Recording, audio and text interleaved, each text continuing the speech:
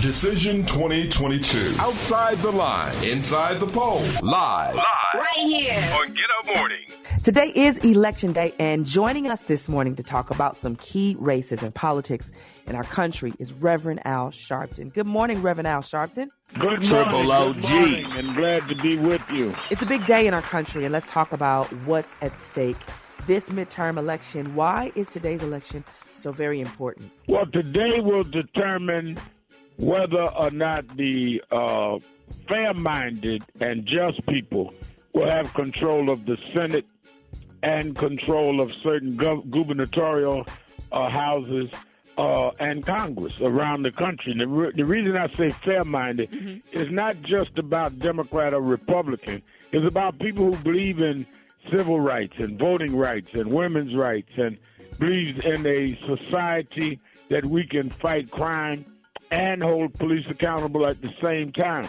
We've not been able to get the John Lewis voting bill through or the George Floyd policing bill through because we didn't have the majority of the Senate.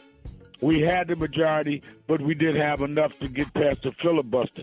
Today can determine that. So people ought to get out and vote today like they never voted before. Quit telling yourself politics has nothing to do with you. The food you eat is approved by FDA. That's political. The clothes you buy is approved by apparel. That's political. At least have enough self-respect and enough love for your family to decide on who's going to make the decisions on the food you eat and the clothes you wear. I know you say that it's not about Democrats and Republicans, but according to the polls, Republicans are more enthusiastic than Democrats about voting in this election. What are your thoughts on this? Well, the polls are saying they're more enthusiastic, but the polls are wrong in some cases. They're right in others. The question is whether we, particularly in the black community, have more reason to be excited and more reason to go to the polls. We're the ones most denied, and I don't know how anybody could be more excited than us than to be in a position to come against our own denial. So how can we sit back and not be excited about striking a blow for freedom today? The Georgia Senate race, two black men against one another, Democrat Senator Reverend Raphael Warnock and Republican Herschel Walker. Why do you think the poll numbers are so close? Why it look like Herschel Walker could really win this, sir? I have no idea. I mean, I could not imagine how embarrassed I'd be if Herschel Walker walked in the Senate. And they would have to have him stand up and even explain legislation, let alone decide some. I think that clearly Donald Trump put him in the race because he was a football player on a team that Trump once owned. Herschel Walker was qualified 20 years ago to play ball. That does not qualify you to be dealing with health care and voter rights and foreign affairs. I think it's a disservice to Herschel Walker to even put him in the race. Now let's talk about the Senate race in Pennsylvania. John Fetterman versus Republican Dr. Oz. Any thoughts on this race, or do you think that celebrity of Dr. Oz will work in his favor? I think that people must understand today is not the Grammy Awards, it's an election. So we're not looking for celebrities.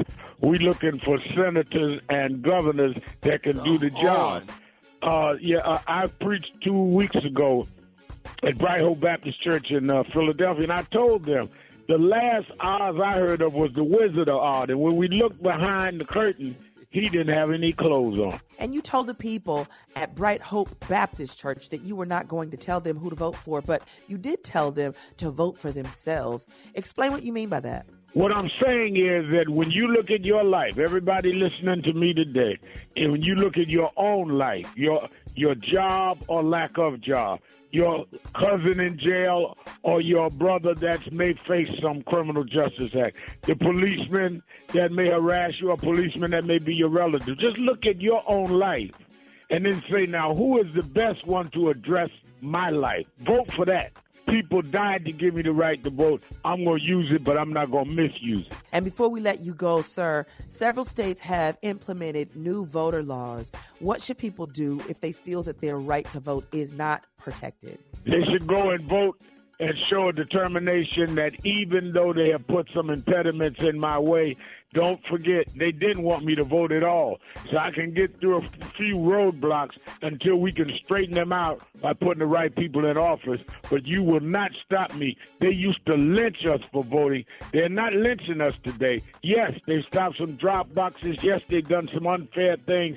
But they didn't want us to get the vote in the first place. Don't give them that. Vote anyhow. We're talking to the Reverend Al Sharpton. Follow him on social media at real_Sharpton. You can also go to his website, nationalactionnetwork.net. All right, sir, will you come back to talk about Loudmouth, your documentary?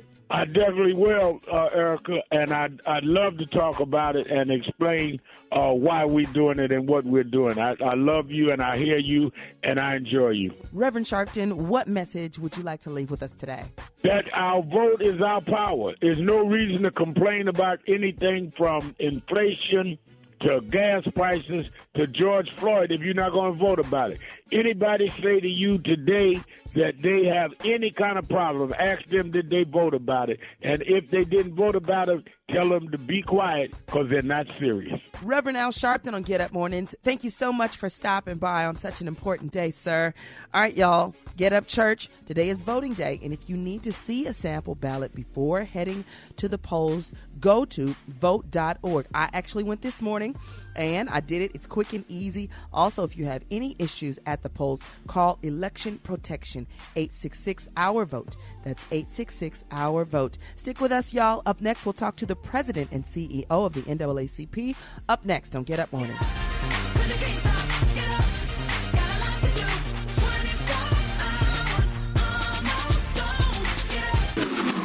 You're listening to Get Up Mornings with Erica Campbell.